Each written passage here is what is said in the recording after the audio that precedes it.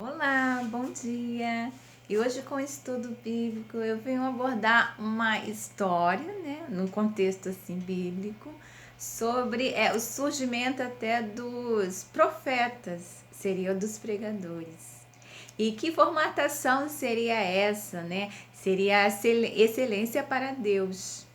Essa história fica no livro de Números, né? No versículo 8, mas essa história que eu venho trazer hoje para vocês, ela fica começa no versículo 5, ela é de 5 a 26. Ela logo tem um tema, né? Esse tema seria a revelativa de Deus para Moisés, né? E Moisés não era ainda considerado como um profeta. Porque ali antigamente, no tempos antigos, as pessoas eram selecionadas, mas Deus estava falando diretamente com Moisés. E aí, quando Deus fala, né, a gente, como é que diz? A gente lê, reflita e se está na Bíblia, porque realmente assim, na época, com a formatação da Bíblia, eles sim confirmaram assim, que foi Deus que falou a Moisés, sim, sobre a música, né? O louvor, os levitas, seria até um mandamento para Deus. E o que Deus revelou a ele está aqui nesse contexto, né? No livro de Números 8, de 5 a 26. Eu vou ler o contexto bíblico para poder fazer até esse ensinamento de como foi constituído até aquelas caixas do Alcorão na Arábia Saudita. E aqui, o que aquilo ali significaria, né? As pessoas entrariam ali, os profetas, né? Os pregadores, sempre seriam os melhores pregadores. E daria também louvor a Deus. E o louvor também abrangeria uma dimensão de guerra, né? Como diz, e de providência para aqueles que são servos de Deus. Então, o louvor, ele contexto bíblico, assim, na Bíblia, ele está no coração de Deus, né? Está sempre a reverenciar a Deus, né? Como o único Deus, seria o único Deus do universo. Eu vou ler aqui para vocês o contexto bíblico. A consagração dos levitas. E falou o Senhor a Moisés, dizendo: Toma os levitas do meio dos filhos de Israel e purifica-os.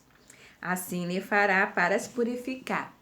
Então Deus tinha dado uma ordem para Moisés, mas Moisés, ele não era assim coligado àquela na época ali de Israel, tanto Israel, tanto em todo o território muçulmano, quem era direcionar as músicas? As músicas sempre eram direcionadas àqueles que faziam a música, ou projetavam a música, ou tinha estúdio, né? Já tinha aquela época de estúdio, então Moisés ia agora, mas Deus falou para mim. E aí ele escreveu o pergaminho, esse pergaminho correu, né? Seria para os profetas todos, e realmente eles falaram que foram Deus mesmo que escreveu.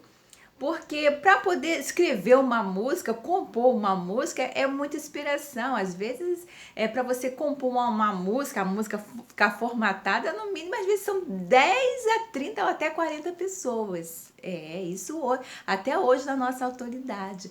Às vezes você compõe uma música, as pessoas, olha, liga na rádio, né, o louvor, né, porque a gente fala assim, música para Deus, né, para purificar. Seria o altar. E como aqui no versículo 10 fala, porão, ali já era a formatação do porão. Eles iam fazer uma caixa de um porão para os pregadores ir ali pregar. Então, isso chegou ao trono, seria o trono dos reis, né? Porque a gente vai falar assim de rei, aí Moisés era coligado ao povo hebreu, então ali tinha a rainha aqui, né, em Dubai, ainda tinha o Egito, o faraó, Tutankhamon, e assim seria os serviços para o reinado. Ali tinha a maçonaria do ângulo azul, então se correu pelos os reinos mesmo, disso do todo o planeta, chegar até o Brasil, sabendo que Deus queria exaltação para ele, para purificar. E que seria uma coisa exemplar, haveria justiça, haveria poder naqueles que escrevem música para Deus. Música, cântico mesmo, né? Quando a gente liga a rádio, é música cristã e a gente louva. Às vezes muitas pessoas têm cura, né? Às vezes a gente vê aquelas curas. Aí a gente vai ouvir de Alcorão, né? eles faziam as suas providências, e Deus falava as providências para os profetas ali do alporão também, e às vezes via destruição, era acúmulo de pecados. Então essas coisas assim contidas na pré-existência da terra são proveniências de Deus, e aí se conota que o servo de Deus era pré-existente, que Deus também é pré-existente e que Deus existe. Porque as pessoas, às vezes, muitos teólogos, ou às vezes as pessoas, como os profetas falam, até o servo, fala que algumas pessoas perdem a noção, aí começa a falar que Deus não existe. Então a gente se depara muito com isso quando a gente entra no mundo fundamentalismo até da Bíblia, né? A gente vai se deparar talvez com essas pessoas, né? E aí a gente tem a Bíblia e fala, não, Deus existe sim, que é no livro de Números, comprova, já começa a comprovar a pré-existência de Deus. Deus usa os servos e as pessoas obedecem, porque já era algumas coisas pré-existentes, né? As músicas, os tamborim, as danças, a purificação do altar, a exaltação a Deus. Porque essas coisas são coisas pré-existentes da terra. E aquilo que está no céu é coligado aqui na terra também. Espero que vocês tenham gostado dessa história, desse estudo bíblico.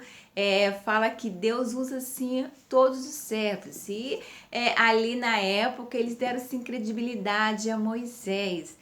Porque eles falavam, nossa, realmente tem tudo a ver aquilo que Deus está falando. E eles começavam a orar. E ali Deus começou a revelar, né? Faz uma caixa de alporão. Bota os pregadores lá, porque é deles que também vêm as palavras. Aquilo que eu quero, que eu uso as pessoas. Eu uso meus servos, aqueles que permitem, né? Que é servo de Deus. Então, essas coisas são perpétuas aqui na terra também. Um bom dia para vocês, um bom estudo de bíblico, que vocês possam também entoar cântico, louvores para Deus, porque Deus se alegra, né, de um coração justo e bom e sincero.